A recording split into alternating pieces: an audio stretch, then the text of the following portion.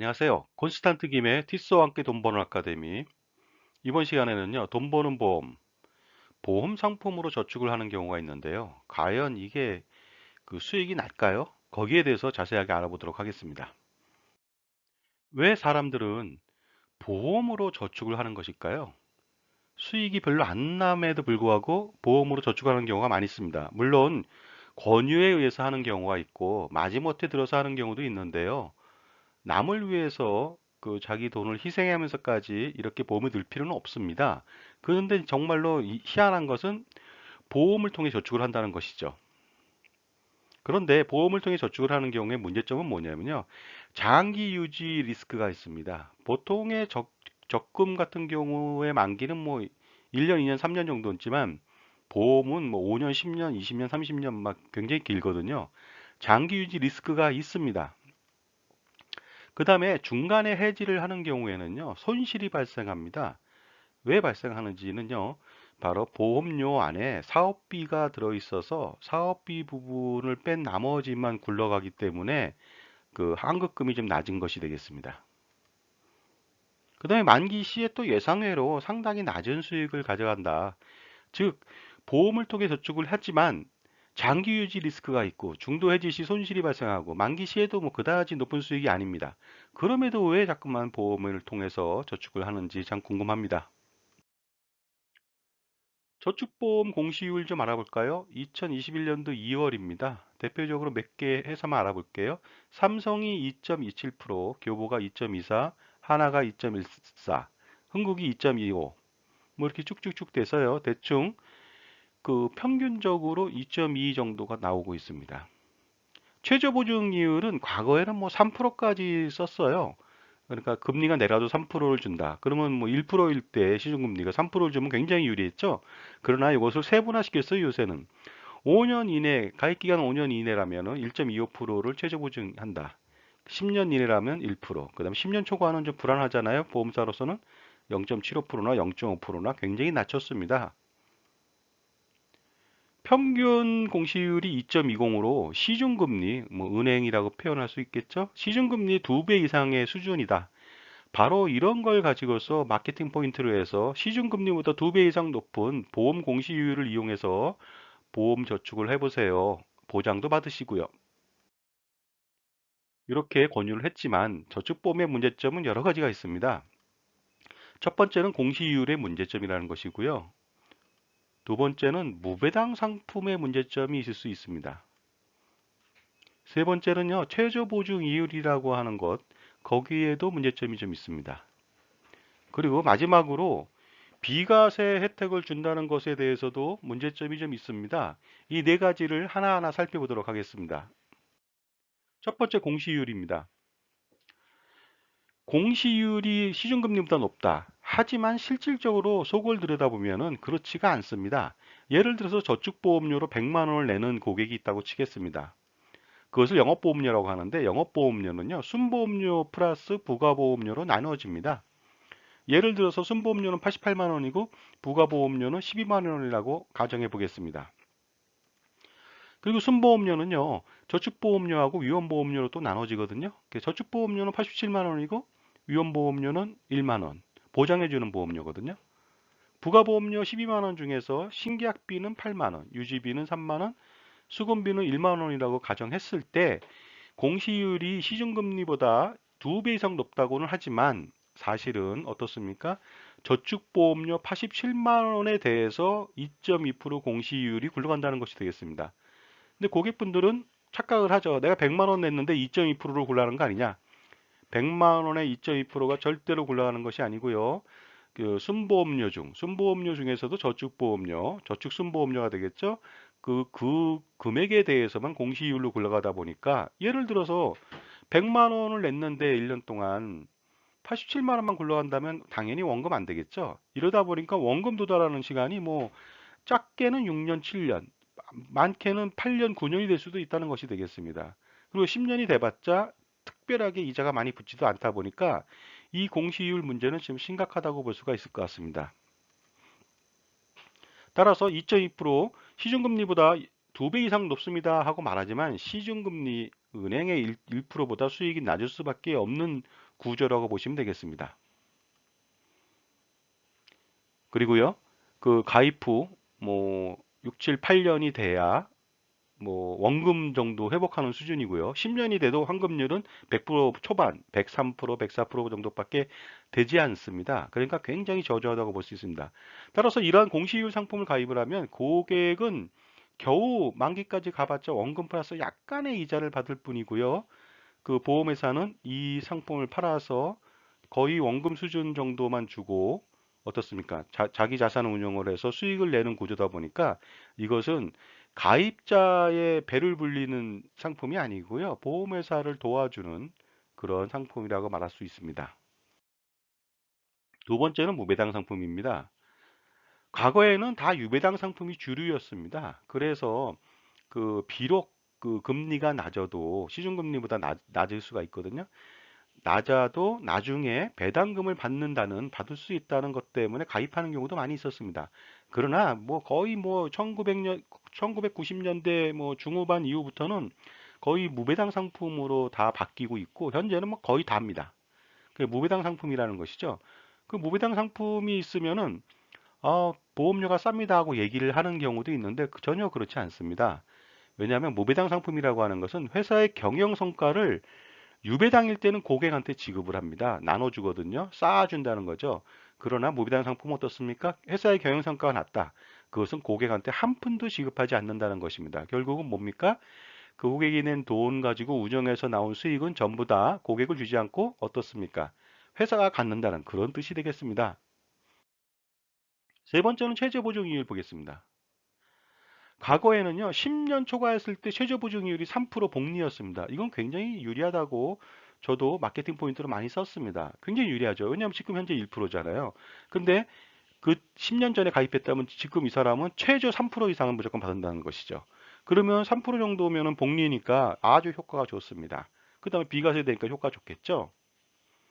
하지만 지금은요, 바로 10년 초과 최저보증이율이 3%는커녕 1%도 안 되고 0.5나 0.75% 정도 수준으로 굉장히 낮다는 거죠.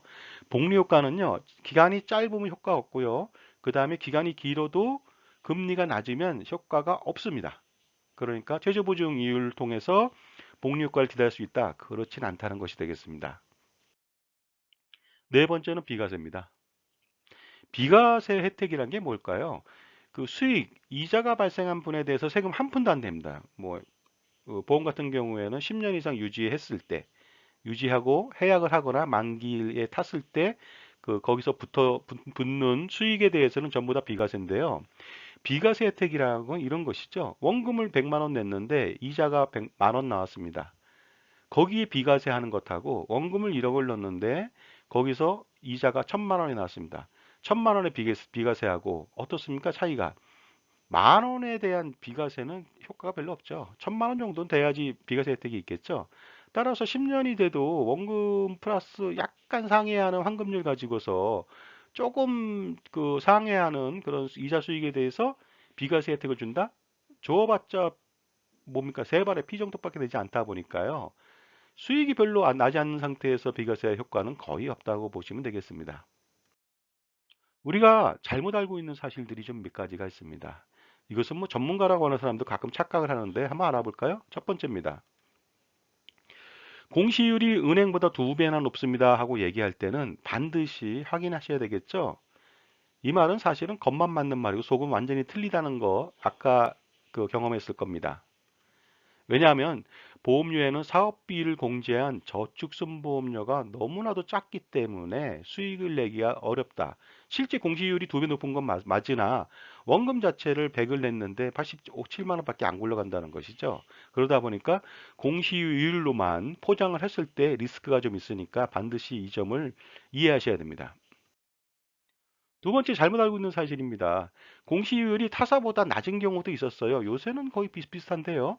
예를 들어서 뭐 타사는 뭐 3.0을 쓰는데 우리는 2.5로 쓴다.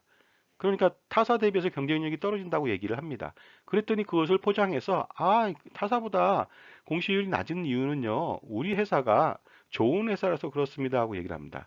왜냐하면 망하지 않고 우량하고 안전한 회사이기 때문에 우리는 금리를 좀 낮게 주는 것입니다 하고 얘기를 하는데 이것은 다 사실은 거짓말이죠. 왜냐하면 그 좋은 회사가 채권을 발행한다면 채권 금리는 낮을 수가 있어요. 왜냐하면 안전한 회사니까.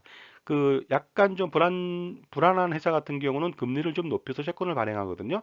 예를 들어서 6%, 7%. 그래도 사람이 잘 안 사죠. 왜냐하면 디폴트 위험, 망할 수가 있으니까. 그 우량한 회사는 2%만 발행해줘도 사람들이 사죠. 왜냐하면 안전하기 때문에 그렇습니다. 그러나 지금 공시이율은 채권이 아닙니다. 채권을 발행하는 것이 아니기 때문에 절대 이 말에 속으면 안 된다는 것이죠. 공시이율은 어떻습니까? 그 회사의 자산운용 수익률을 반영한 것입니다. 따라서 타사보다 공시이율이 낮다. 그 소리는 당사의 그 회사의 자산운용 수익률이 상대적으로 낮아서 그렇다는 것이 되겠습니다. 그러니까 이 점을 거꾸로 말한다는 것이 되겠습니다. 혼동하지 마시기 바랍니다. 우리가 잘못 알고 있는 사실 세 번째 거 볼까요? 보험을 장기 유지해도 복리 효과로 수익이 좋다. 뭐 당연히 그러나 장기 유지를 하면은 복리 효과라는 것은 어떻습니까? 꾸준하게 오랫동안 뭐 10년, 20년 갖고는 안 됩니다. 그 뭐 한 30년, 40년, 50년이 돼야 복리 효과가 나타납니다.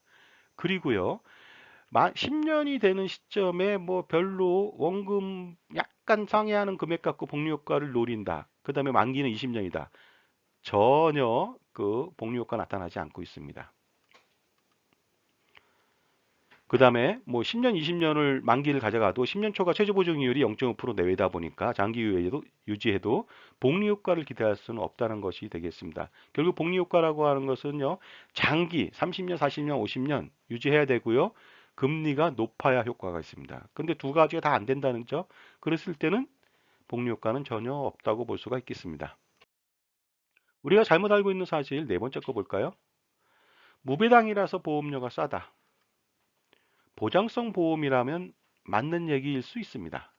하지만 저축보험이라고 하는 저축성 보험에 해당되는 것은 절대 아닙니다.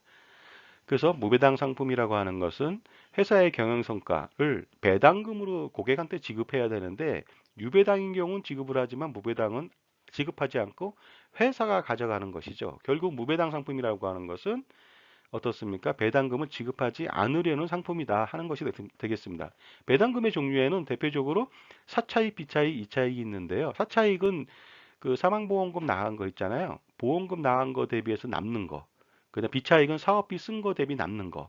이차익은 자산운용에서 그 원래 주고자 했던 금리보다 훨씬 더 높게 자산운용을 했을 때 남는 이익. 이 세 가지 이익이 굉장히 높을 수가 있습니다. 좋은 뭐 유수의 어떤 큰 회사들은요, 1년에 1조 원, 2조 원 정도의 4차, 비차, 2차 이익이 발생합니다. 근데 무배당이다. 그러면 그 배당을 전혀 안 한다는 거죠. 2조 원의 그 사업비 차익이 생겨도 어떻습니까? 다 2조 원을 전부 다 회사가 가져간다는 것이 되겠습니다. 그러나 저축보험이 아니라 연금인 경우에는 좀 다릅니다. 연금인 경우에는 뭐 왜 다르냐면요. 수익이 좀 떨어지는 공시 이율형 연금을 가입할 수도 있겠죠.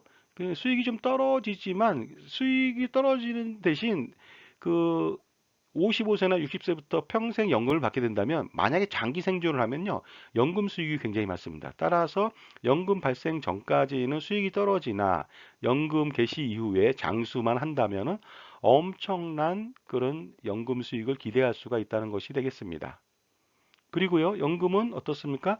연금 수리, 경험생명표 적용에 따라서요, 장수하면 할수록 경험생명표가 바뀝니다. 결국 그 현재 가입하는 것보다 10년 뒤 가입하는 사람이 훨씬 더 불리하다는 것이 되겠습니다. 따라서 현재보다 10년 전에 가입한 사람이 훨씬 더 유리합니다. 왜냐하면은 그 뭐라 할까 그 생명표 평균 수명이 과거에는 좀 낮았을 거 아닙니까? 낮으면은 그만큼 연금액을 많이 주고요.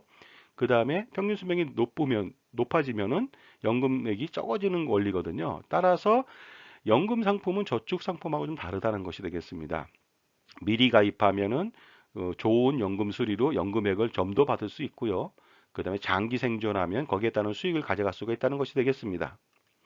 그리고요, 그 만약에 공시이율 상품을 가입하지 않는다면 당연히 이쪽은 가입하지 않는 것이 좋겠죠. 투자형 연금 상품을 가입하는 경우도 있어요. 이것이 변액연금인데요. 이럴 때는 펀드에 투자하니까 연금 개시 전에도 높은 수익을 나름대로 기대할 수가 있습니다. 그리고서 장수한다면 일거양득이 되겠죠. 따라서 투자형 연금 상품 선택이 중요하다고 볼 수 있습니다. 우리가 또 잘못 알고 있는 사실 다섯 번째입니다. 변액연금 선택 시 주식 편입 비율의 파악이 중요한데 이것을 제대로 이해하지 못하는 경우가 있습니다. 예를 들어서 주식 최대 편입 비율이 30% 이내라고 한다면은 사람들은 다 30%를 그 주식에 투자하고 70%를 채권에 투자하는지 알 겁니다. 실제 그렇지 않습니다. 실제로는요, 그 펀드 운영할 경우에 주식 편입 비율 최대가 30%라면 20에서 25% 이내 쪽으로 실질적으로 운영한다는 것이 되겠습니다. 따라서 이러한 그 펀드 운영을 한다면은 실질적으로 주식에서 수익이 많이 난다 하더라도 포트폴리오 그 수익은 낮을 수밖에 없습니다. 왜냐하면 20% 내외로밖에 투자 안 했으니까 전체적으로 그 채권 수익이 낮으니까 그 주식에서 수익이 많이 났다 하더라도 비중이 적어서 당연히 그 수익이 떨어질 수밖에 없습니다. 그러니까 변액연금 같은 거 선택할 때 주식 편입비율 30% 이내 이것은 공시율 상품하고 다를 게 없습니다. 따라서 그쪽보다는 당연히 최대 주식 편입비율이 50% 이상인 상품을 선택해서 좀 더 공격적인 투자를 할 필요가 있습니다. 왜냐하면은 변액연금은 그 뭐랄까 투자 손실이 발생해도 만기 때까지 유지하면 원금은 주거든요. 이러한 펀드는 없기 때문에 당연히 주식 편입 비율이 높은 것을 선택해야 되겠습니다. 자, 솔루션 있을까요? 보험은요, 최소의 비용으로 최대의 보장을 받는 것입니다. 그러니까 보장 쪽에 그 유의해서 가입을 해야 된다는 것이 되겠습니다. 그러므로 그 저축과 투자는 보험의 상품으로 하는 것이 합당하다고 볼 수가 있습니다. 외국 같은 경우에는 보험을 통해서 저축하지는 않습니다. 거의 보장을 받거든요. 그런데 연금 상품 같은 경우는 좀 예외이다. 투자형 연금 상품을 선택한다면 저축 상품하고 좀 다르니까 효과적입니다. 특히 또 저축보험은 그 인당 150만 원밖에 비과세를 안 해줘요. 하지만은 어떻습니까? 연금 상품은요, 종신형 연금은요, 한도가 없습니다. 1인당 뭐 매월 뭐 1억 원을 내도 비과세입니다. 이런 점도 그 가입 시 유용한 팁으로 활용하시면 되겠습니다. 자, 지금까지요. 보험을 통해서 저축하는 것에 어떤 그 잘못된 부분들에 대해서 짚어봤고요. 효과적으로 보험을 통해서 자산 운용하는 내용에 대해서도 좀 안내했습니다. 감사합니다.